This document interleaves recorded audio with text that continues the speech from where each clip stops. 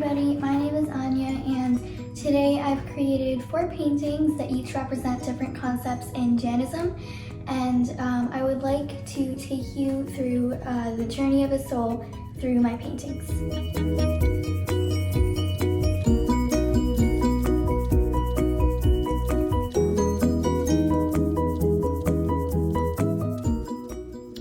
So this over here is my painting about karmas. So these are just 4 of the 8 karmas. So this bubble over here represents Jnana karma, in which it obstructs you from attaining the right knowledge. So that's why I drew these books. And Jnana karma, no matter how hard you try, you cannot attain the right knowledge. So this is Vedanya karma, and Vedanya karma basically makes you experience the sweetness of physical happiness, but it also makes you experience the pain of misery. So that's why I drew a man who's licking a sword that has honey on it, and the honey symbolifies the happiness and the sweetness of the honey, and the sword signifies the pain and the misery. So Nam karma is your body determining karma, and Nam karma is actually divided into 103 subtypes, one of them determining your gati. So that's why I drew a swastika here, and then you can see the 4 gatis: Manushya gati, Dev gati, Triyansh gati, and Nara gati.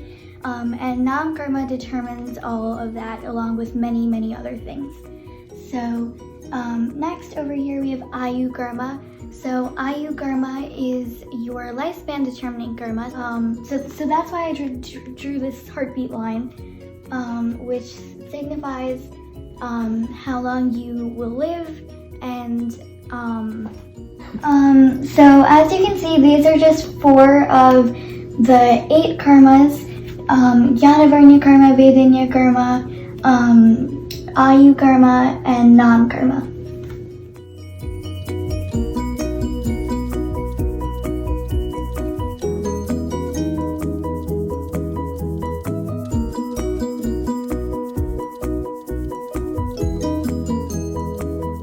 So as you saw in my last painting, all of the karmas have some sort of effect on you, whether they be happiness or sadness.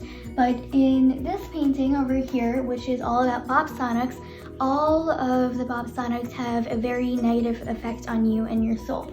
So the first Bapsanik is Pranatipat, which means violence, or causing violence. So I drew 2 people fighting, which causes violence.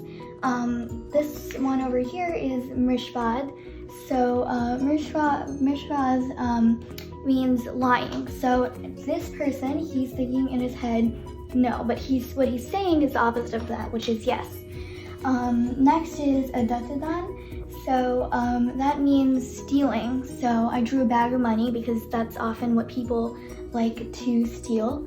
Parigraha is showing attachment for articles or wealth. So I drew some things that people are often attached to, which is money and clothes. Kalaha means quarreling. So I drew 2 people who are quarreling and fighting. And Krodh means anger. So I drew one person getting very, very angry. And Krodh is also one of the 4 Kashais, along with Man, Maya, and Lu. So Man means having ego. So for example, someone who has a lot of ego may say that, I am always right, or, I'm never ever wrong. So I drew a speech bubble which says that I am always right.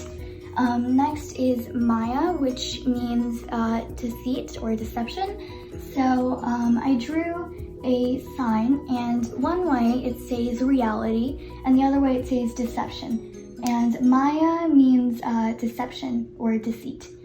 Rati means constantly being pleased or displeased. So I drew a check and an X. because someone who is in the state of rati or rati is constantly displeased and pleased with certain things. And finally, there is rag, and rag means to have attachments for articles or wealth.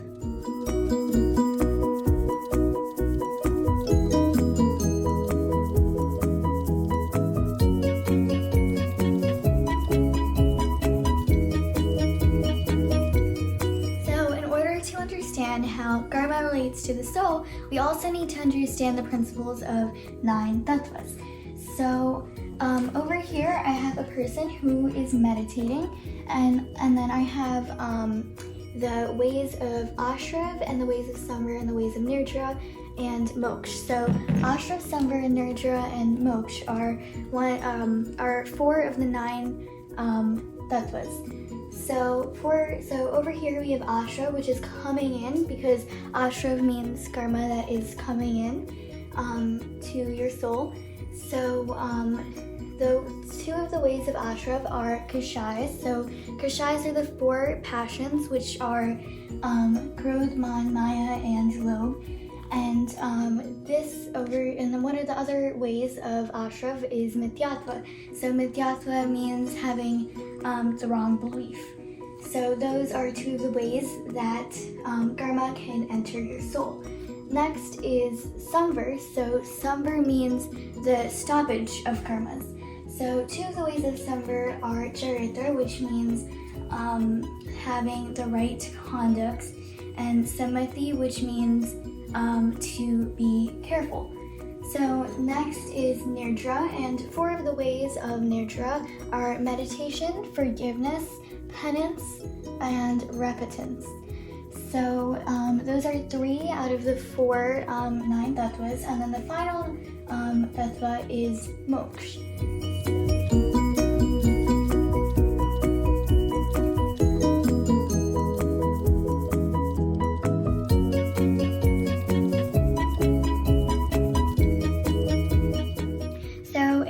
In the last couple of paintings, we talked about the 9 tattvas, the Bapsanaks, and the karmas. And in order to destroy your karmas and continue your journey towards moksha and your journey of the soul, you should do some of these things to finally attain moksha.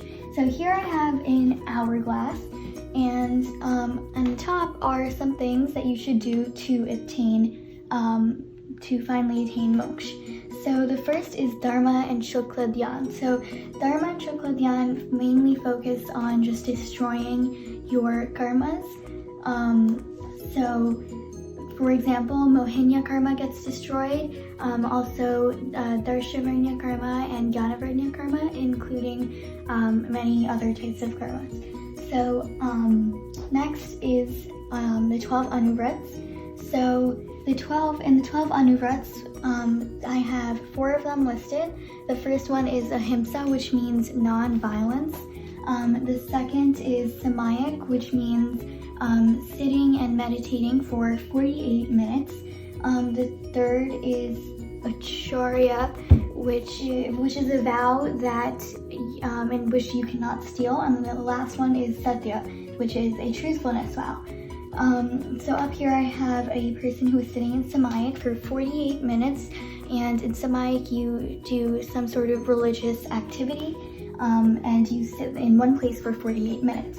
And doing all of these activities can eventually have you get to moksha, and that's what is at the bottom of the hourglass.